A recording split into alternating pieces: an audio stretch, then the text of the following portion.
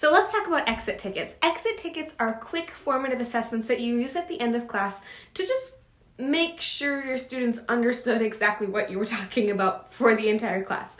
They're just little formative assessments that really help you get the measure of, did my students get that? Yes or no? What is tomorrow's lesson going to be looking like based on how the exit ticket goes?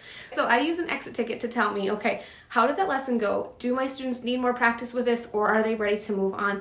And once we've done an exit ticket, that tells me, okay, this is how you should proceed with the rest of the unit. So exit tickets are vital for student understanding and making sure that I'm actually addressing their needs with their learning. If you do exit tickets a lot, they can start to feel the same. So what I wanted to do with this video is to give you some ideas for different exit tickets you could do for different lessons, for different activities, but you could kind of reuse them over and over again, but still have enough variety to not feel like, this again, okay? And for your students to not feel that way.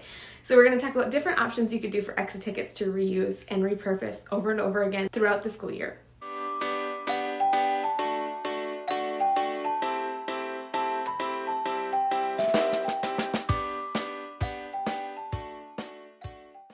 My name is Ashley, aka Señorita Spanish.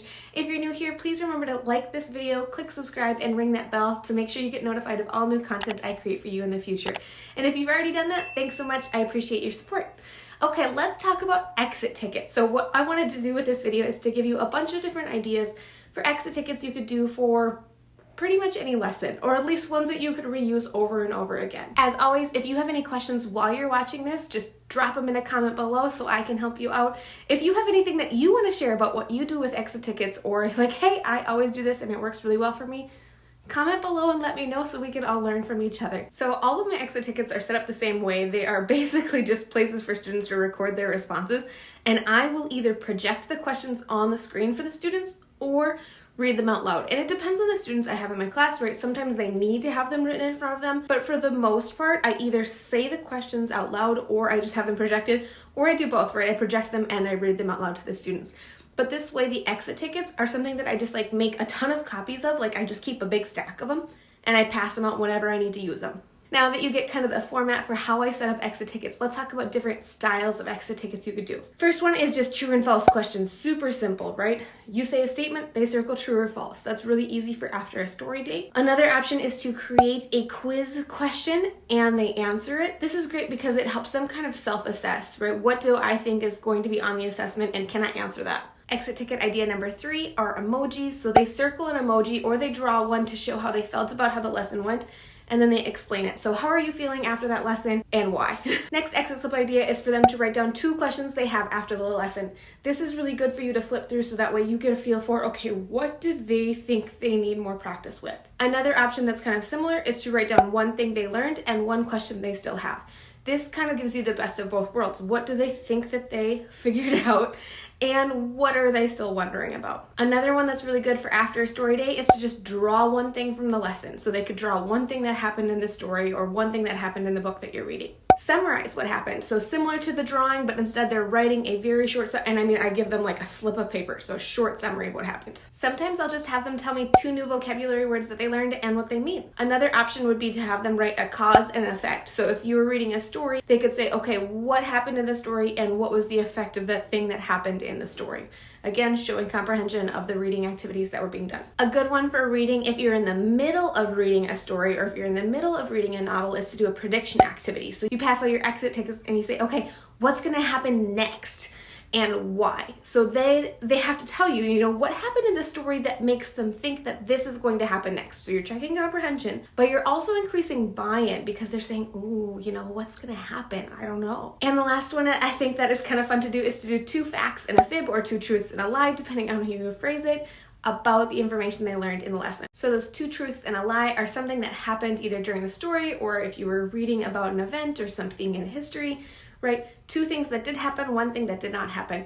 The nice thing about doing 2 truths and a lie as an exit slip is they also make a really good warm-up for the following day, or maybe, if you did it on a Friday, it's a good warm-up for a Monday. I shared about 2 truths and a lie in my weekend chat before. It's just applying that activity to whatever you did in class. Okay, that was a whole bunch of exit ticket ideas and examples. So now let's talk about like the different versions and different variations of them. I already shared about how I like to print just like a big pile of slips of them for my students, so that way I just have them handy and I can just go like boop, boop, boop, boop, boop, boop. but sometimes my students are already working on like an ed puzzle or a quizzes or a Quizlet, and so they have their devices out. And in that case, it's a lot easier to just say, hey, I posted an exit ticket on Google Classroom, go do the digital version. So they can choose between digital and printable, but also the other thing that I often choose between is Spanish or English for the exit ticket. Do I want them to be producing Spanish, or do I want them to be reading the instructions in Spanish? Totally depends on the level of your students, totally depends on the time of year, totally depends on your objective, but just so you know, that's one other thing that you have available to choose between is digital and printable, and then are you going to have them do the exit ticket in Spanish or in English? Again, totally up to you with what you're trying to measure with your formative assessment. Okay, so you've given all your students your exit tickets, you did them at the end of class, maybe it took 5 minutes, you're all done, now you have all these papers. Now what? I always try to flip through them as quickly as possible at the end of class. I maybe stand by the door and have them hand me their slips, and I'm kind of looking through them as I collect them and say like, bye, see you later. So that way I get a really quick glimpse of exactly what they thought. I know some teachers like to do kind of like a sort on their collection. So maybe like as students are handing them in, they have 3 boxes that they're like red, yellow, and green for like, didn't get this, and like, yeah, I totally got this. So some teachers collect their formative assessments with kind of that self-assessment piece built in on top of it. Totally up to you. As a traveling teacher, I've never had space for that, and I like just having them in my hands right away. So the other thing that I like to do is I try really hard to grade them during the passing period, even as a traveling teacher. So I stand at the door, I'm collecting them all. I say, thanks, see you tomorrow, all that sort of stuff. I run to my next classroom, I sit down, and I like sort them. I'll just sort, all right, 1 wrong, 2 wrong. All right, 1 wrong, 2 wrong. And that's usually what they get sorted into. Then after they're all sorted, all I have to do is open Skyward or PowerSchool or whatever the grade system is at that point, and I say, okay, all of these kids got 5s, these 3 kids got a 4 out of 5, and those 2 kids got a 3 out of 5. Graded. Done. Okay. Exit tickets are really nice if you have like a requirement for a number of grades in the grade book, because they're not like this huge grade or this huge thing for you to do, and it's not out of class time, so you don't have to worry about students like having homework and other conflicts and just other things going on outside of school. So exit tickets are a really good way to kind of make sure you're satisfying the rules, get grades in, actually understand a little bit more about where your students are with their learning, and not have it be this like mountain of paperwork for you to grade. If you do it digitally, I like to use Flubaroo to grade things. I have a video on Flubaroo and explaining exactly how I use it to grade things. I'll link it for you here so you can check that out. Yeah, basically as soon as I've collected them, I try and grade them, get them in the grade book, and make sure I've looked at them and I understood, okay, students definitely got this. They definitely need more practice with this, or oh boy, tomorrow's lesson needs to be totally replanned because they did not get this at all. That's the power of having a formative assessment at the end of class, so that and it can inform your teaching.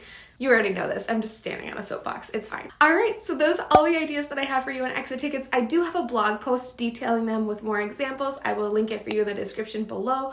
Also, the other thing I was going to tell you, all of the examples that I've shown in this video, I have available for you to download in one quick print and go or post and go option. So you can either use the PDF version or you can use the Google Forms versions for your students. So if you want to just grab all of the ideas I've shared, gotcha. Please remember to like this video, click subscribe, and ring that bell to make sure you get notified of all new content I create for you in the future. Thanks so much. I appreciate your support.